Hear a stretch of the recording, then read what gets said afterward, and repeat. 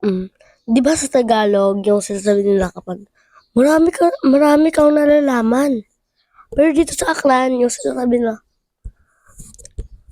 "Abo ka gid nasasayran."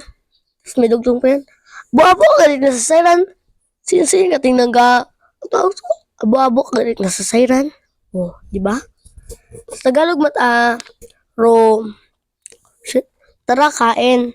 Yung sa Aklan, "Sinyon kakaon." Pero mo ko amat may dugtong baron eh. "Sinyon kakaon puros ka cellphone."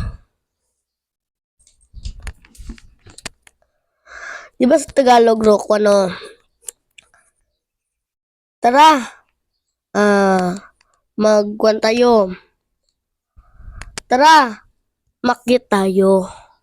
Yung sa Aklan naman is, sinyon magsaka. Di tayo magsaka. Aliya. Oh, ganyan pa yan.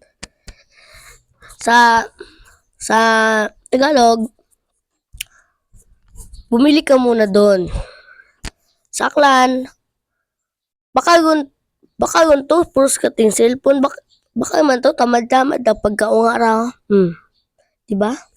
Ganyan. So yan guys, thanks for watching. Color for more.